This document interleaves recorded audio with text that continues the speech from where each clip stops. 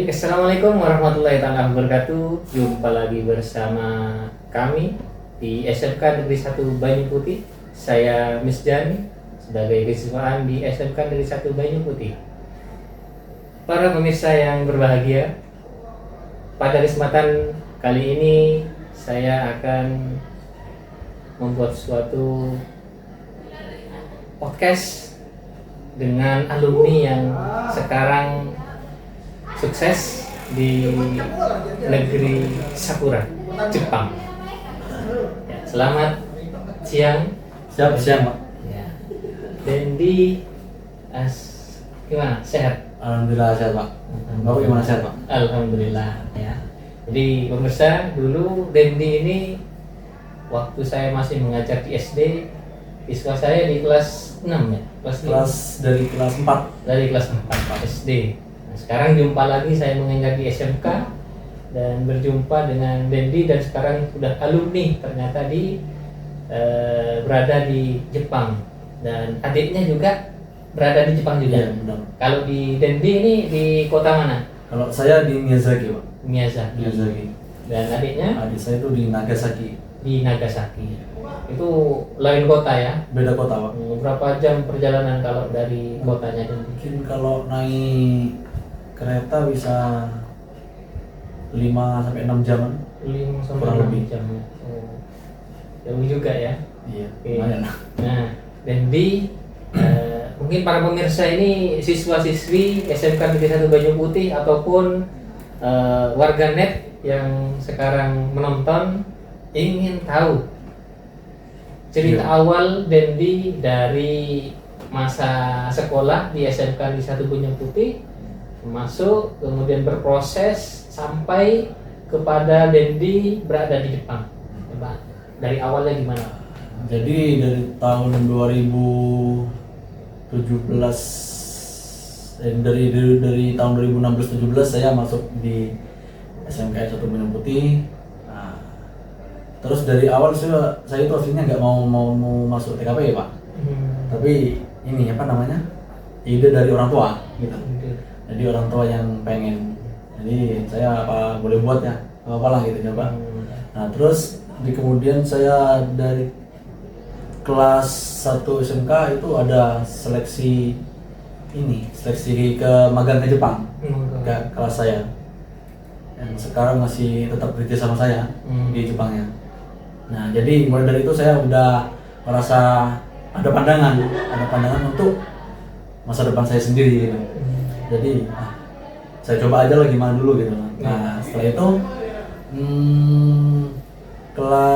dari kelas 1 saya udah ini Pak mempersiapkan dari fisik. Jadi fisik saya udah saya latih dulu sama guru TKPI. Nah setelah itu kelas 2 saya itu sempat PKL di Muncar. Nah, PKL di Muncar itu selama 6 bulan lamanya. Nah setelah itu kan saya pulang ke sekolah lumayan agak longgar pelajaran, jadi saya sempatin buat olahraga, buat fisik saya, buat persiapan ke Jepang. Jadi latihannya itu intensif mulai sejak setelah PKL. Intensif Dari itu. kelas 1 Pak malah. Dari kelas 1. Dari kelas 2 terus saya tuh pas kelas 2 saya diajak nge-gym sama tetangga pas saya PKL. Diajak olahraga, angkat beban. Saya juga agak tertarik, jadi ya saya ini setiap malam Jumat kan libur di Muncar. Libur layar, jadinya saya diajak dibonceng ke gym. Ya, alhamdulillah sampai sekarang masih lumayan aktif olahraga buat angkat beban itu, Pak. Nah setelah itu kelas 2 pertengahan saya udah mulai aktif buat cari informasi ke Jepang sama kakak kelas saya dari ke Mas Agus. Tapi sebelumnya sebelum mau masuk SMK saya udah ngabarin angkatan pertama yang ke Jepang, Mas Rido, Mas Bubur Mas Bubur sama Mas Fani. Sudah komunikasi. Ya, komunikasi caranya gimana ya. Alhamdulillahnya mereka ngasih motivasi sama arahan yang bagus menurut saya, sangat membantu buat saya.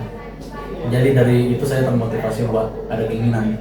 Yang pertama saya itu merasa tekanan dari orang tua, jadi enjoy dengan jadi enjoy jurusannya yang jadi pilihan itu. Ya, jadi agak ngerasa oke lah saya coba dulu. Kesempatan ini lumayan ini juga tergiur sama ininya apa namanya baiknya Jepang sama ininya gajinya di Jepang jadinya oke lah baiklah. Nah setelah itu kelas 3 udah mulai fokus ini saya Pak, fokus ujian tapi kehalang sama corona. Waktu itu tahun ya? 2019 ya. 19. Jadi agak ini pas seleksi tuh udah lolos tapi saya disuruh nunggu pandemi selama 2 tahun lamanya Pak. Masih bisa ya? Nah, masih bisa tapi disuruh nunggu. Nah, pas waktu nunggu di rumah itu udah mulai agak goyah saya pertahanan saya. Udah mulai agak wah ini. Udah lulus. Ya. Ini mau nikah ini sebenarnya. Kalau itu bahaya Pak. Iya.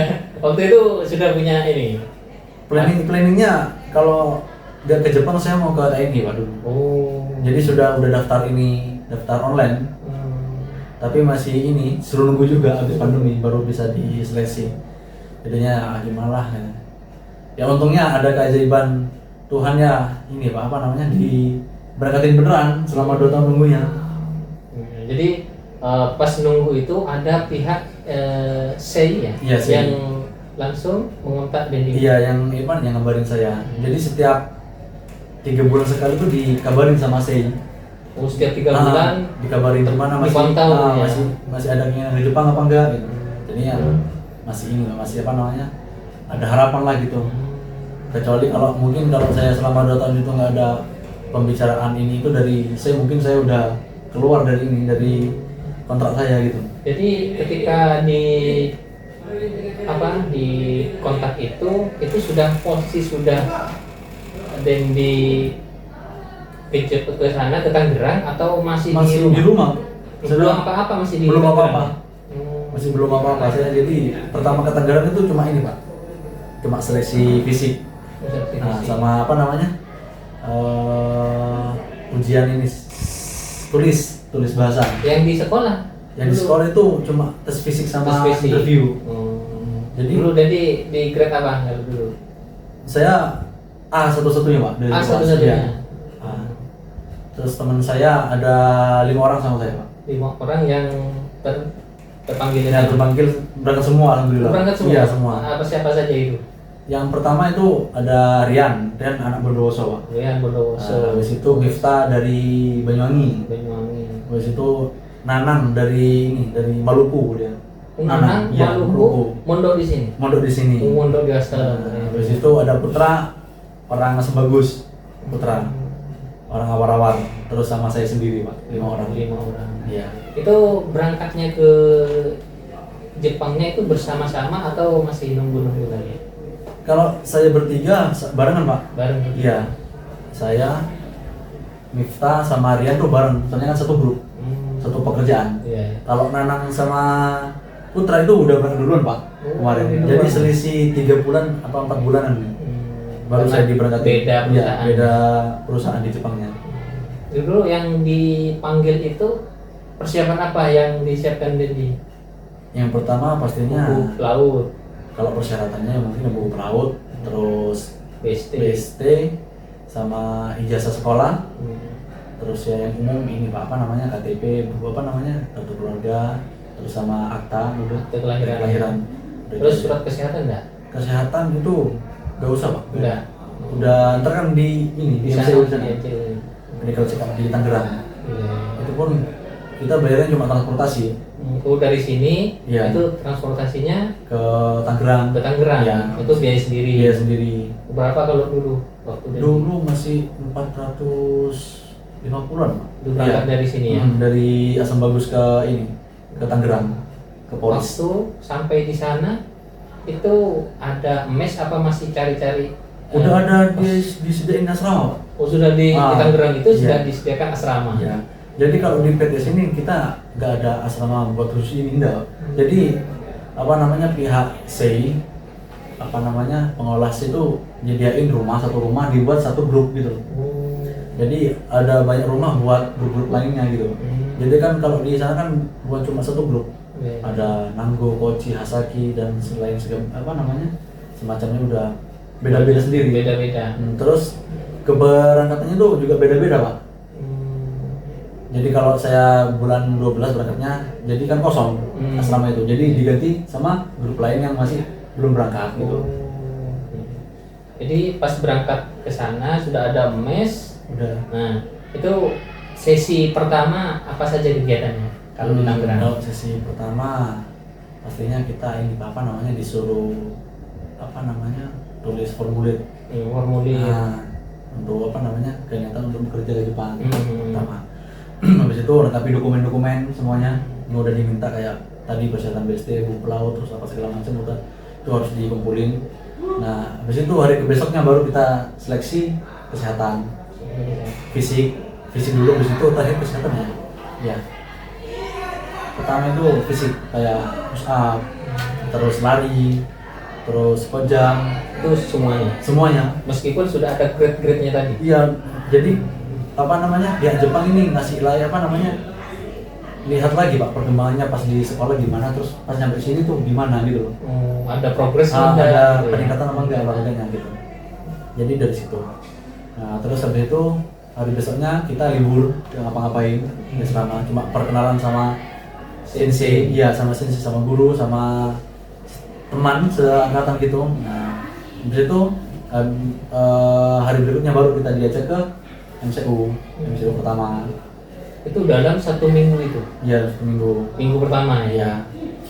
Terus Nah, kegiatan selanjutnya kalau udah keluar siapa aja yang dapat tiket ke rintangan selanjutnya baru dipanggil untuk ini kelas bahasa.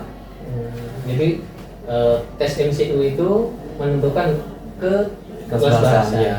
Kalau misalnya tidak lolos nih MCU-nya, Kemungkinan ditunda dulu Pak. Jadi bisa seminggu berikutnya bisa dites lagi gitu. Jadi kan kebanyakan dari sekolah kita kan kebanyakan siswanya girls sekarang udah pulang gitu. ya. Padahal di situ udah disediain banyak grup, cuma satu grup gitu. Jadi bisa dilempar ke sini, lempar ke situ, sampai berangkat intinya gitu. berangkat, ya. Dibantu sampai berangkat. Kebanyakan tapi kalau di sini kan sekali selesai udah pulang gitu. Jadinya emangnya di situ kita sebagai kakak kelas itu. Nah, habis itu setelah kelas bahasa itu sudah lumayan enak Pak. Udah gak ada beban kita, cuma tinggal belajar. Jadi bahasanya juga di kita itu digaji per bulan, enggak sih? Jadi 1 minggu itu untuk mempersiapkan sampai MCU, lolos MCU ke kelas bahasa. Nah, dalam kelas bahasa ini langsung diberikan fasilitas dan uang berupa gitu. uang makan 1,5 juta ya. Kalau sekarang ya benar 1,5 juta. Kalau dulu saya 1 juta. 1 juta sekarang naik ya. Udah naik. Ya. Jadi kan kebanyakan kalau tadi pas saya bicara sama adik kelas saya yang dibingungkan masalah biaya ini Pak. Biaya biaya hidup. Juga kalau udah kelas bahasa tuh kita nggak boleh keluar Pak. Nggak boleh kayak main. Udah di karantina udah di ini fokus ke belajar. Karena kalau kebanyakan keluar malah jadi berangkatin Pak.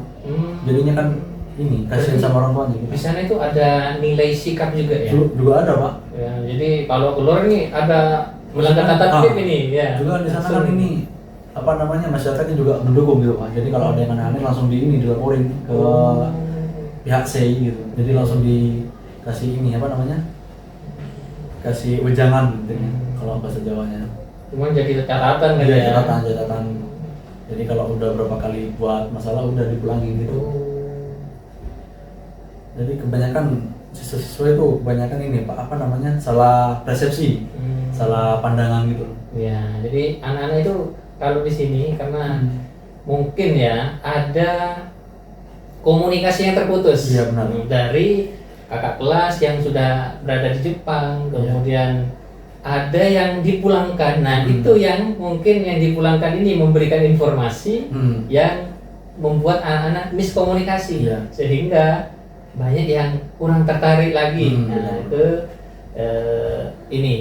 Jepang begitu karena mungkin informasinya biayanya mahal, kemudian dipungut biaya mungkin. Nah, ternyata realnya tidak dipungut sama sekali. Dipungut mungkin masalah ini Pak, kayak kelas bahasa itu 5 juta 6 bulan. Itu. dibayar apa diminta uang pembelajaran. Oh. Semua LPK cuma sama gitu Pak. Semua LPK. Soalnya kalau nggak digaji, terus intinya siapa mau gaji gitu Pak. Gitu loh. Jadi ini pihak Sensei memberikan fasilitas uang 1,5 juta, kemudian kita yang siswa memberikan atau Jadi gini Pak, apa namanya? Di awal pas udah termasuk les bahasa itu udah dipungut biaya 5 juta. diminta dari anak-anak 5 juta buat untuk pembelajaran bahasa Indonesia itu. Dan juga buku apa segala macam kita harus beli Pak. Jadi 5 juta udah include semua itu udah. Include sama buku, sama fasilitas pembelajaran itu ya. Jadi aslinya apa ya Pak? Sama-sama gak ada yang dirugikan ya Pak, menurut saya. Kita bayar 5 juta tapi kita setiap bulan dapat uang 1,5 juta selama 6 bulan. Gitu. Nanti sisanya itu kan masih ada kan? Masih ada. Tinggal nambahin mungkin mau beli apa. Tapi kebanyakan kalau anak didik sekarang tuh terlalu ini Pak, apa namanya, mengunggulkan pola hidup mewah di Tangerang. Jadi yang biasanya dia itu nggak sampai bengkak jadi bengkak gara-gara kebanyakan main keluar gitu loh. Ada yang ke kafe, sedangkan kafe di apa namanya, makanan di kafe di Tangerang itu kan mahal. Ya kan?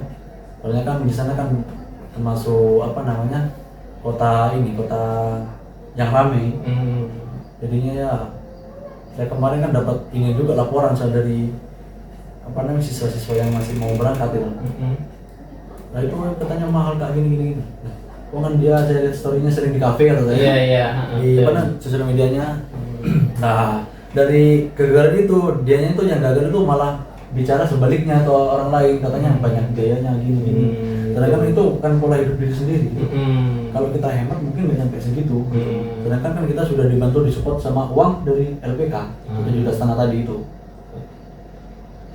Ya itu, nah jadi komunikasi yang kurang baik ini mungkin dari podcast ini para pemirsa, para adik-adiknya mungkin dari SMK Negeri 1 Banyu Putih yang sekarang akan berjuang ya untuk masa depannya, ada pencerahan dari alumni yang langsung dari Jepang ya, alumni yang sudah bekerja di Jepang, sehingga cerita-cerita yang seperti ini nih real, nyata, dan tidak seperti yang diinformasikan oleh kakak kelasnya yang pulang ataupun yang belum berangkat namun sudah memberikan informasi yang kurang jelas. Nah ini dari podcast ini sudah ada kejelasan bahwa memang kita itu harus hemat, harus hidup prihatin sehingga semuanya bisa sederhana dan tidak membuat informasi yang membuat biaya mahal dan di sana itu kurang enak dan sebagainya, sehingga dengan hal ini semuanya sudah jelas. Jadi tidak ada biaya-biaya yang besar yang diinformasikan, namun yang ada itu untuk pembelajaran bahasa sebesar 5 juta saja. Terus ini juga apa namanya, biaya paspor kita sendiri, visa. Paspor itu biaya sendiri. Tapi itu juga setengah Pak separuhnya. Kalau kita buat paspor pribadi itu mahal Pak. Soalnya kan sekarang paspor udah apa namanya, sampai 10 tahun Pak. Kalau dulu saya 5 tahun. Kalau sekarang 10 tahun. Sehingga itu biaya sendiri namun setengah. Iya. Jadi setengahnya ditalangi ini bosnya. Pihak C. Nah, terus juga ini kan mesti kan bukan punya perorangan LPK-nya Pak. Jadi itu asli dari Jepang. Jadinya kan apa-apa kita dipermudah. Gitu. Jadi kebanyakan resepsi orang kan, mau ke Jepang ini mahal biayanya sampai puluhan juta gini. Tapi kalau saya pribadi tuh habisnya 37 juta. Itu habisnya, dari pertama sampai terakhir. Gitu. Dan itu pun ntar kalau udah nyampe Jepang kan udah kembali uangnya. Malah lebih malah kita selama 3 tahun. Iya betul. Dari di situ. Jadi yang mungkin perlu ditekankan ke adik-adiknya ini bahwa biaya itu dari awal ini persiapannya mungkin berapa kalau menurut Dendi? Kalau awal mungkin ya berangkat dari sini kan mungkin 500 misalnya ya. Kalau nggak tahu yang sekarang. Transportnya itu dari sini ke Tangerang itu kalau PP 600 ribuan. 600.000. Kalau transport itu lain sama persyaratan yang harus dibayar kita kayak tadi kayak bahasa segala macam. bahasa, Itu kan bahasa itu juga bisa dicicil. Oh, dicicil juga. Bisa dicicil. Nggak harus langsung bayar baru diajarin, enggak Pak. Jadi kan kita sebagai orang LPK pastinya ini apa namanya? Pikirkan gitu juga ya. gimana kan ekonomi di desa gimana gitu. Jadi bisa. Jadi bisa dicicil 5 juta itu bisa Ya. dicicil. Itu untuk pembelajarannya berapa bulan? 6 bulan full Pak. 6 bulan full. Ya. Jadi dicicil bisa sampai selesai. Ya bisa sampai selesai. Bahasa itu ya. Dan lagi kalau antara kalian adik-adik sama siswa yang mau berangkat, kalau kita apa namanya kalau kalian tuh punya pendekatan sama kita kan enak Pak gitu. Jadi masalah biaya kita juga bisa ikut mikirin di Jepang gitu loh. Soalnya apa? Biar kita tuh punya adik kelas. Iya, iya. Kayak contohnya kayak ini adik saya Pak, Daniel. Nah itu per bulan tuh dikasih uang 500.000 sama kelasnya. Per orang 500.000. Dia tuh 7 orang. Seangkatan 7 orang. Yang udah sekarang berangkat semua. Malah sekarang udah bisa kayak gitu juga ke adik kelasnya, bisa ngasih juga buat belajar gitu.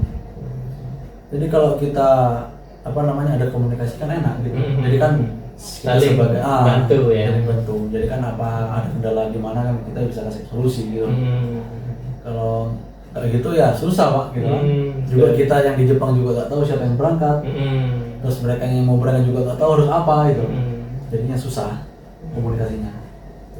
Jadi tadi ya terpotong sedikit untuk yang pembelajaran ya bahasa Jepang itu 5 juta. Setelah itu biaya pembuat paspor itu setengahnya dibiayai oleh ditalangi oleh pihak SEI. Kemudian setelah itu biaya apa lagi? Paspor, visa, tiket malah kita nggak bayar tiket. Tiket dibayar di sana. Ditalangi atau dibayari? Dibayarin Pak, mau Dibayarin. ditalangi. Semua tuh gak ada talangan kalau bisa. Jadi makanya kenapa apa namanya kita berangkat cepat, soalnya kan punya orang Jepang. Gitu. Jadi SEI ini Iya. bukan milik orang Indonesia Bukan. ya, milik orang Jepang, Iya. namun adanya di Iya Indonesia. Indonesia. Jadi yang ngelola orang Indonesia, yang cari orang gitu, yang cari para siswa. Kalau kita ikut umum mungkin 37 juta itu gak ada apa-apanya Pak. Jadi sepengalaman teman saya itu 80 juta baru berangkat. Itu pun nunggu lama Pak. Ya kalau saya kan dulu kan lama gara-gara pandemi gitu. Kalau normalnya 6 bulan. Terus masalah di bahasa katanya. Kebanyakan keluhan adik kelas saya itu di bahasa katanya nggak tahu. Tapi saya juga mikir lagi, kalian masalah bahasa nggak usah nggak usah terlalu pikirin, terkan juga bisa sendiri gitu. Udah terbiasa sama lingkungan kita. Minimal gitu. berapa kalau bahasa itu anunya kosakatanya yang perlu dia? 20 ya, sehari 20. Sehari 20. Itu pun gampang-gampang, pendek-pendek Pak. Kalau ini kosakata Jepang. Makan, makan, minum apa segala macam gitu. Jadi kan kebanyakan ini gak mau ke Jepang gara-gara gak tahu bahasa. Ya sama saya juga dulu gak tahu bahasa. Teman-teman sama kelas saya juga dulu pertama gak tahu bahasa, tapi kan dicoba dulu. Sudah tahu kan bisa, ternyata bisa. Gitu. Sama juga kayak kita, omongan kita aja belajar bahasa Inggris dari SD sampai sekarang gak bisa-bisa. Apalagi bahasa Jepang. Jadi harus selalu bersabar dan terus berusaha kan, intinya seperti itu. Belajar sama jadi kalau tidak ada ikhtiar sama sekali kan bohong nantinya kan. Ya, enggak maju-maju nanti. Benar. Jadi itu untuk visa, kalau visa berapa visa dulu? Visa itu kurang tahu saya. Intinya saya tuh visa Sudah dibayarin, intinya seperti itu ya. Visa terus paspor itu habis 5 juta. 5 juta. Dua itu. Sedangkan kalau buat sendiri nggak bisa 5 juta. Soalnya paspor isinya juga mahal. Masih belum gerak dirinya kita. Ke imigrasi. Itu sudah diurus di sana. Udah diurus semua. Sama SEI. Iya, udah semua. Terus tiket dari sana sudah dibayari SEI Udah juga. dibayarin. Kalau mandiri berapa kalau dari sini? Kalau dari Indonesia Kayak Dedi iya. sekarang nih. Kalau sekarang saya juga masih ditanggung, Pak. Masih ditanggung? Iya, ditanggung. Anu pulang perginya? PP-nya juga ditanggung. Oh. Kalau Ini apa sendiri? namanya? Kalau sendiri itu bervariasi sih Pak.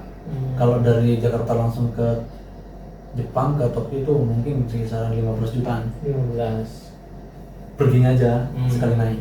Tapi kalau kita transit kayak di Thailand, di Filipina, kalau di Korea itu 10 jutaan, Oh, 12 jutaan. murah ya? Ya, lebih murah. Soalnya kan kita transit, Pak. Hmm. Nggak langsung ke ini, terbang ke Jepang. Hmm. Gitu. Dan saya pun di Jepang udah 6 kali naik pesawat, Pak. Hmm. Pulang pergi dari apa namanya, dari daerah Miyazaki ke ini Sendai naik Itu pesawat. acara perusahaan atau sendiri?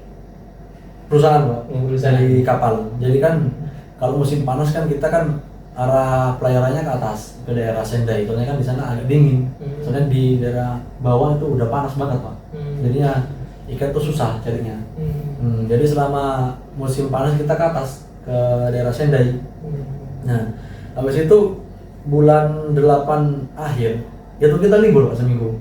Dari seminggu sampai 10 hari tergantung bosnya mintanya kapan berangkat. Bukan karena ini ya cuaca Enggak, bukan. ombak dan sebagainya, enggak ya? Jadi seenaknya bosnya aja gitu. Oh, iya.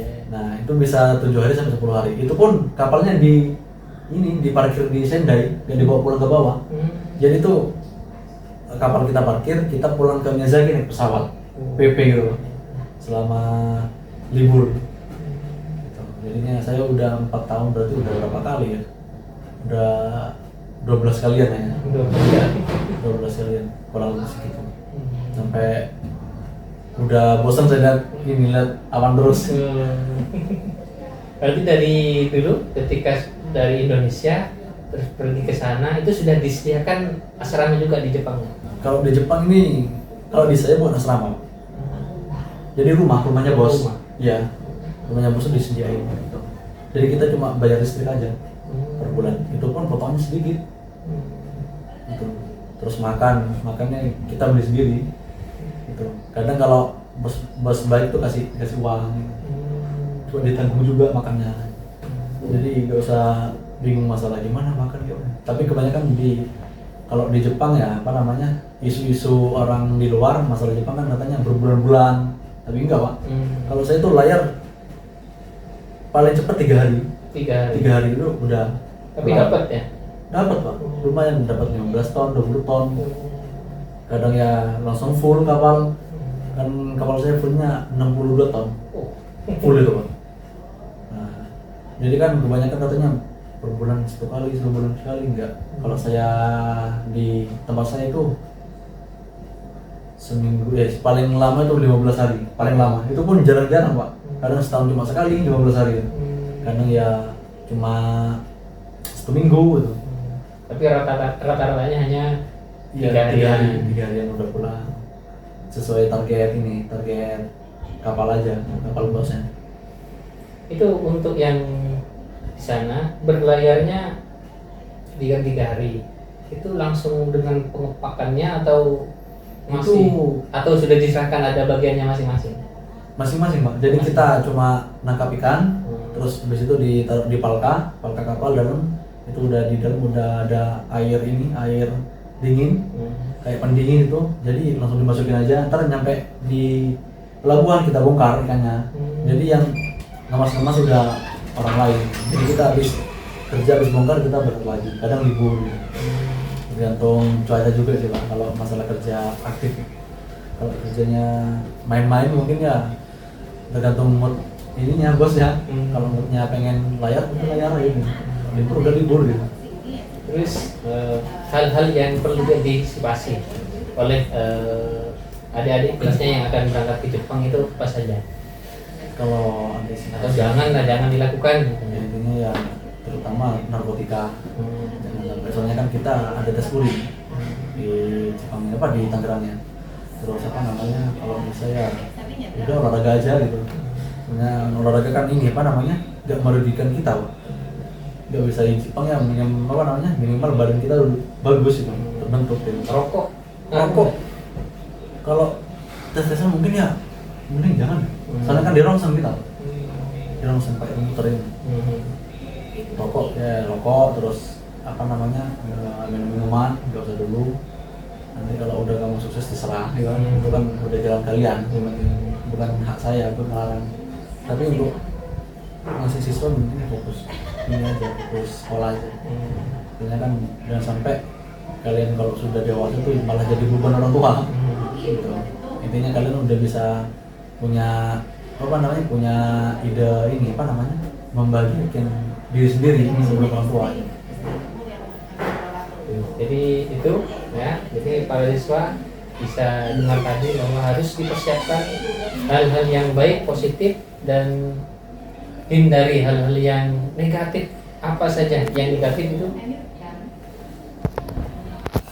Yang negatif itu kurang baik dan merugikan, dan nantinya akan menghambat kalian untuk ke Jepangnya. Gitu. Nah, untuk di Jepang sendiri, ini kan ada hal-hal yang tidak disukai oleh orang Jepang. Benar. Kalau di sana itu apa saja? Budaya kita mungkin tidak disukai, apa saja ya? Bergerombol itu orang Jepang sangat sangat terganggu. Bergerombol terus ya berisik, soalnya kan mayoritas orang Indonesia kan kalau bicara berisik Pak. Nah jadi kalau di Jepang ini orang Jepang kadang dibilangnya kamu berisik gitu. Kalau kayak jalan dempet-dempetan tuh orang Jepang nggak suka. Tuh. Mungkin selebihnya Indonesia juga termasuk imigran paling baik sih Pak, maksudnya. Paling baik ya. Selama ini daripada negara-negara Perindapan. lain. Ya perindapan India. Saya di India sangat jorok ya. Karena kan terkenalnya kalau di Indonesia ini Pak, tenaganya kuat-kuat. Kalau orang Indonesia, tapi kalau India terus Vietnam, Filipina tuh lemas-lemas. Kan kebanyakan ini kalau orang Vietnam, Filipina boti-boti itu. Iya. Jadi kebanyakan kalau kerja keras itu dia nggak kuat. Indonesia laki asli. Laki asli. Ya. Untuk di Jepang sendiri, kalau ingin mendapatkan bonus, kita harus ngapain ini? Pertama kita kan harus rajin. Jadi selain kita kerja tuh ya kita harus ngerjain hal yang buat orang Jepang ini suka, tapi dalam artian kita nggak boleh cari muka gitu loh. Intinya kalau pengen bonus ya sekalian orang Indonesia semua diajak gitu loh. Kerja bareng, malah orang Jepang tuh suka kalau orang Indonesia ini kompak. Jadi nggak cuma satu yang dikasih bonus, semuanya dikasih gitu Pak. Intinya penting kita ya sabar. Soalnya apa ya Pak? Ngelawan egoisnya orang Jepang ini susah banget. Orang Jepang itu identik dengan egois gitu. Tapi kalau kita bisa bahasa, kita bisa melayani pembicaraan dia, mungkin dia sekali bicara udah dia malah Pak. Kalau pengen pengen punya bonus ya kemungkinan harus rajin kerjanya, terus disiplin, terus ya jangan sampai senggol-senggolan sama temen gitu. Intinya kita lurus aja lah gitu. Tapi kebanyakan kalau bonus ini tergantung moodnya bosnya Pak. Tapi selagi kita baik mungkin ya dikasih Pak, walaupun 500.000, 1 juta dikasih. Dibuat beli bento nasi kotak. Nasi kotak. Di sini nasi kucing. Iya, nasi kucing. Kalau di Jepang tuh dibuat beli bento gitu. Nah, di sana untuk penggajiannya itu per minggu, per bulan, atau per 3 bulan atau gimana Pak? Untuk upah yang kita terima itu per bulan sekali. Per bulan. Iya. Tapi kalau bonus biasanya setahun sekali. Pas kalau kita mau pulang ke Indonesia baru kita dikasih. Lumayan dibuat tambah-tambah beli rokok di jalan. Kalau lembur kayaknya kalau di kapal, semua kapal lembur sih Pak. Lembur. Iya. Jadi itu udah gak dihitung masalah lemburan Pak. Soalnya kan kita bukan include dengan gaji itu ya. Kecuali kalau makanya kan kebanyakan pelayaran katanya gajinya besar, emang gitu kerjanya. Kita istirahat kurang gitu. Tapi ya nggak inilah Pak cocok sama gaji kita gitu. Kecuali kalau kerja di Indonesia kita kalau lembur kan gajinya kurang memadai. Mau gimana lagi gitu ya. Kecuali kalau kita kerja di darat mungkin ada lemburan Pak. Lemburan pun itu paling mentok sampai jam 8 malam. Kalau di darat. Kalau di kapal ini dari jam berapa biasanya? Kerjanya? Iya. Kalau jam kerjanya itu dari jam 3 subuh sampai jam 6, jam 7 malam. Jadi Lepas masih itu, normal. ambil istirahat ya. Ya, habis itu istirahat.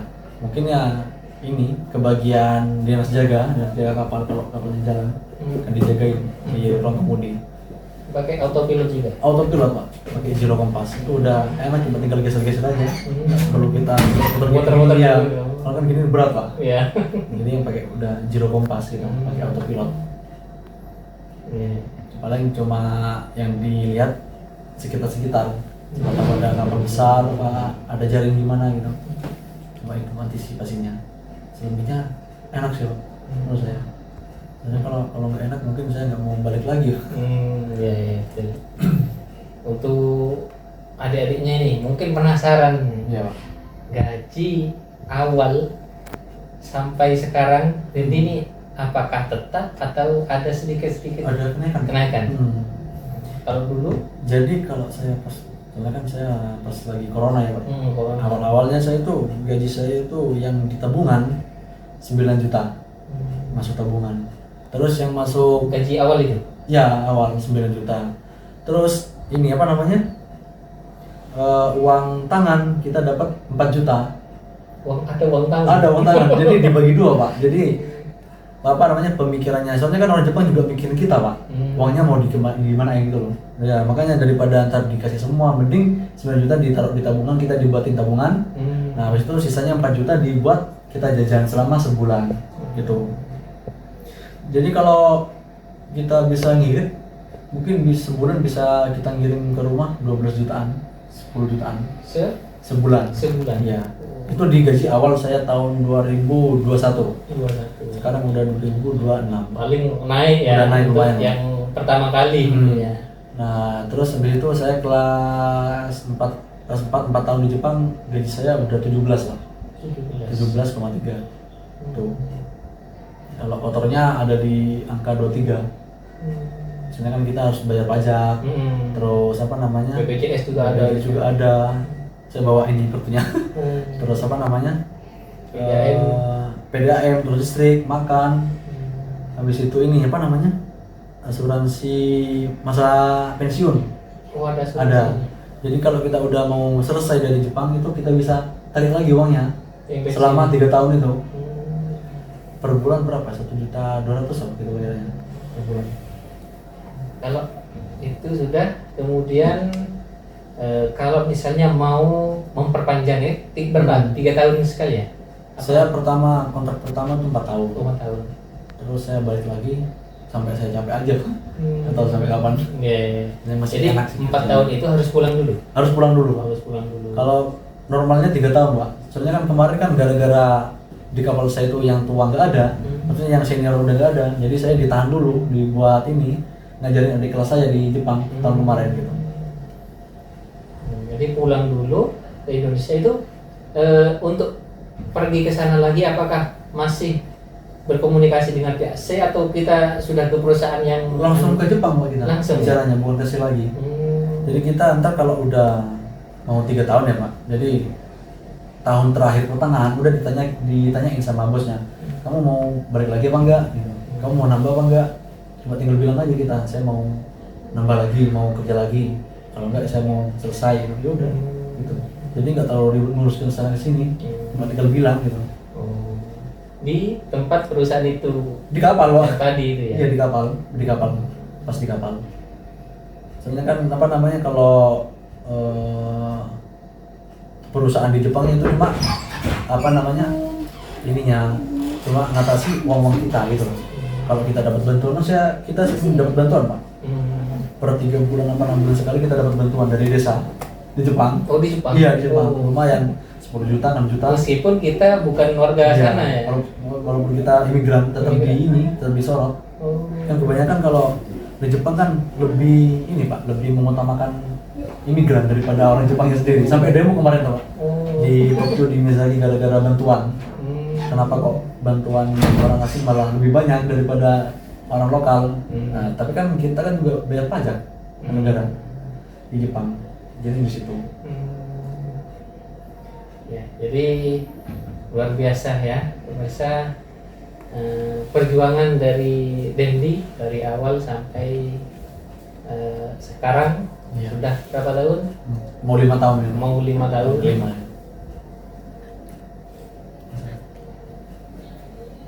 Ya, jadi alhamdulillah. Mungkin terakhir Ya. pesan-pesan untuk adik kelasnya yang akan berangkat ataupun masih kelas 1, kelas 2. Ini tadi sudah kumpul semuanya di satu ruangan. Pesan-pesannya untuk adik biar lebih semangat dan mungkin ya ada adik-adiknya yang nanti akan menyusul. Mungkin. Ya intinya buat adik kelas saya ya pertama harus semangat belajarnya, walaupun di sekolah ya harus kita punya sikap disiplin di sekolah, apalagi yang TKPI. Intinya kalau sekiranya merugikan diri kita sendiri, mending gak usah dikerjain. Terus merugikan orang lain, mending jangan, kasihan.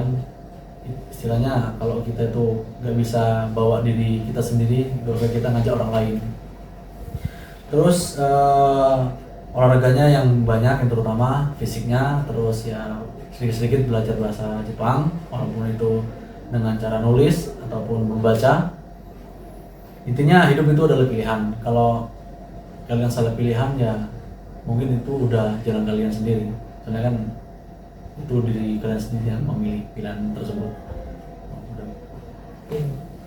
Baik pemirsa, mungkin itu saja perjumpaan kami. Saya bersama Tindi, alumni SMK Negeri 1 Banyu Putih yang berada di Jepang dan kembali liburan ya. Liburan selama 2 bulan. 2 bulan di Indonesia, kemudian akan kembali lagi di bulan berapa nanti? Bulan depan, bulan Februari tanggal 10-an. Ya, di bulan Februari. Tapi di Jepang kemarin saya udah libur, Pak. Oh, libur ya? Udah cuti ya di Jepang. 2 bulan juga. 2 bulan juga. Itu pun digaji kita. Oh, 2 bulan. Digaji. Tapi kalau di Indonesia nggak digaji. Ya, itulah perbedaan antara Indonesia dengan di luar negeri. Kita masih dihargai walaupun ada cuti di pekerjaannya. Tidak apa-apa, terus semangat dan semoga adik-adik yang menonton siswa-siswi SMK di Banyu Putih atau netizen di manapun berada, semoga informasi seperti ini bisa membuat kita bisa tercerahkan dengan pekerjaan yang lebih baik di luar negeri, karena ada tagar lebih baik kabur aja dulu ya. Gitu itu saja dari kami, kurang lebihnya mohon maaf. Wassalamualaikum warahmatullahi taala wabarakatuh.